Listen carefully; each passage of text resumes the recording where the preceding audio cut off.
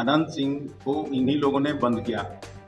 इन्हीं लोगों ने उनके घर में AK-47 डाल के और केस बनाया, क्योंकि उस समय अनंत सिंह विरोध करते थे। तो विपक्ष के तौर पर मुझको जो कहना था मैं कह दिया। अगर आप नहीं सुनते हैं तो अपना हम क्या कर सकते हैं।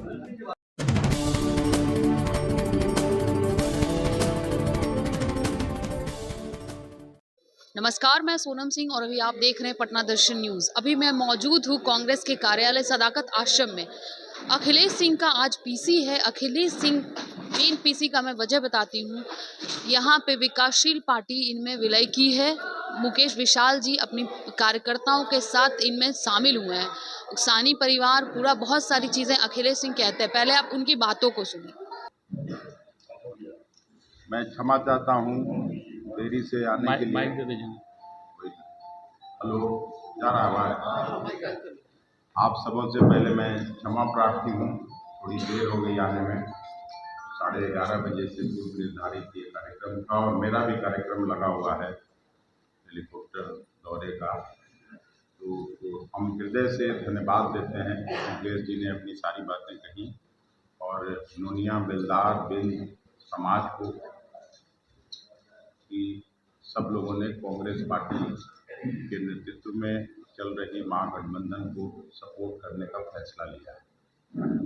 यहाँ मनोज रविदास जी, उमाशंकर साहनी जी, सुरेंद्र साहनी जी, राम प्रवेश साहनी जी, जनार्दन सिंह कुशवाहा जी, लाल बाबू पंडित जी और श्रीमती गीता साहनी जी, शंकर चौधरी जी, सुरेंद्र चंद्रवंशी सहित जो इनके साथ सभी कार्यकर्ता यहाँ उपस्थित हैं, सबको हम हृदय से धन्यवाद देते हैं। ये देश के लिए बहुत ही क्रूशियल चुनाव है और पहले 2 चरण के मतदान में कम से कम बिहार में एक ऐसा समा बन रहा है जैसे बीजेपी को शायद ही कहीं एक आध सीट मैसर।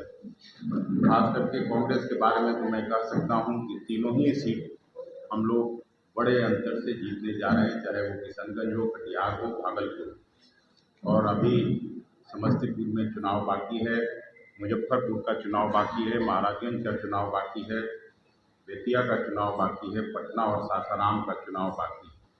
हम इन सभी नेताओं को, मुकेश जी और इनके सभी सहयोगी जो यहाँ उपस्थित, सबको हृदय से धन्यवाद देते हैं कि इन्होंने कांग्रेस और महागठबंधन के प्रत्याशियों को जीत सुनिश्चित करने के लिए काम करेंगे।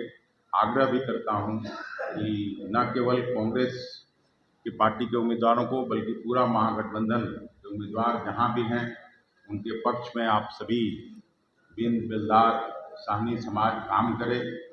और ये निश्चित है कि कांग्रेस पार्टी किसी एक जाति बिरादरी की पार्टी नहीं रही है। आज़ादी के बाद से ही हम लोग सभी जाति बिरादरी धर्म संप्रदाय को लेकर चलते हैं और निश्चित रूप से जो देश में एक परिवर्तन की लहर चल रही है, आप लोग भी महसूस करते होंगे कि हर जगह भारतीय जनता पार्टी को परेशानी हो रही है। हर जगह चाहे मोदी जी की सभा हो, अमित शाह जी की सभा हो, हर जगह उनकी सभाओं में जैसे पहले लोग कहते थे उस बात में कमी आई है। और मुझे विश्वास है कि महागठबंधन यहाँ भारी संख्या में हम लोग जीतेंगे, बहुसंख्यक सीटों पर जीतेंगे और यही स्थिति कमोबेश पूरे देश की। आप सबों को फिर से धन्यवाद देते हुए मैं अपनी बात यहीं समाप्त करता हूँ।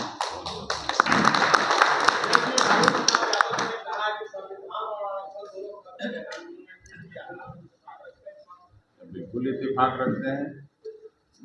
जिस तरह से जमहूरियत जनतंत्र का गला घोंटा जा रहा है, आज़ादी के बाद पहली बार ऐसा हुआ कि चुनाव के घोषणा के बाद एक सबसे लोकप्रिय चीफ मिनिस्टर अरविंद केजरीवाल को जेल के सलाखों में बंद कर दिया जाता है। पिछला 2 विधानसभा उनका देख लीजिए, एक बार 95-96% सीट दिल्ली विधानसभा की उन्होंने जीता, 70 में 67।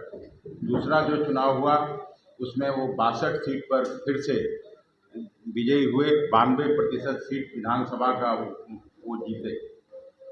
पंजाब में सरकार बनाई, महागठबंधन में शामिल हुए और वो इशूज पर बात करते थे, इसलिए उनका आवाज़ बंद करने के लिए बंद किया गया। एक दलित मुख्यमंत्री बगल में हेमंत सोरेन, उनको बंद किया जाता है। तो ये सब क्या है? ये जमहूरियत और जनतंत्र में ऐसा कभी होता नहीं था।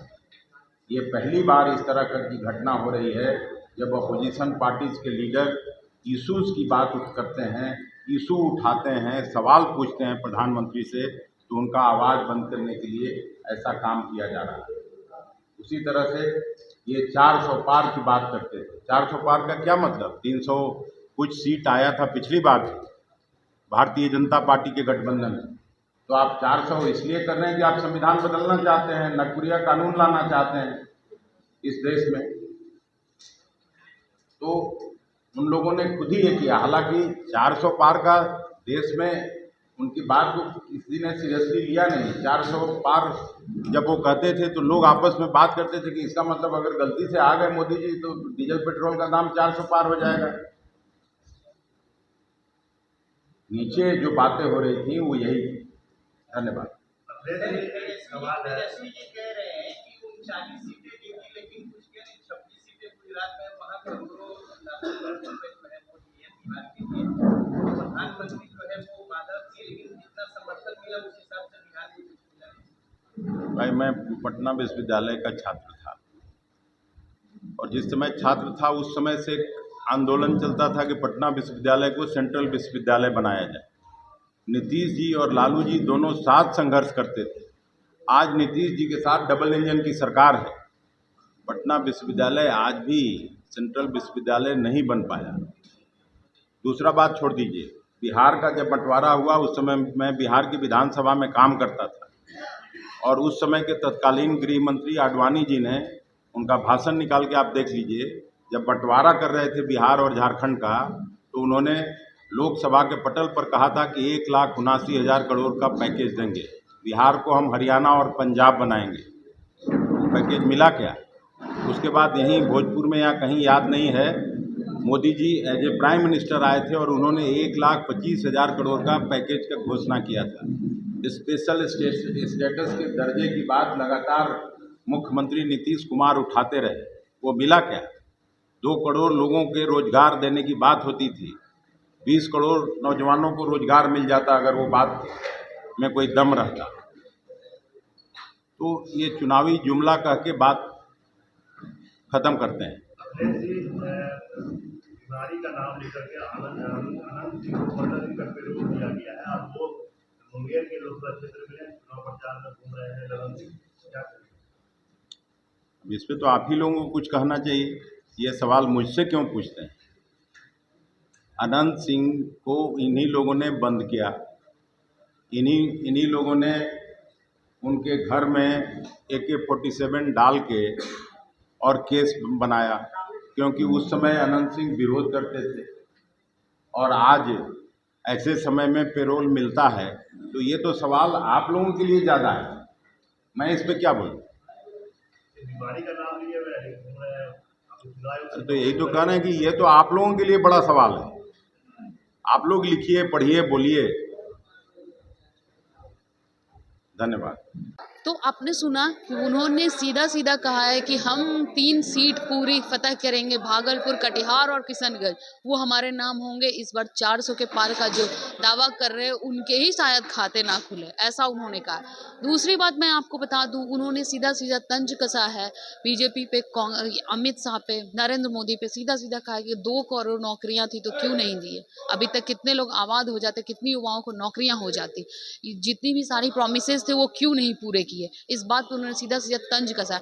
अनंत सिंह के रिहाई पे भी उन्होंने कहा है कि जब वो बुला के चुनाव में प्रचार करवा रहे हैं, इस पे मीडिया वालों को उनसे सवाल करना चाहिए कि आखिर क्यों ऐसा कर रहे हैं।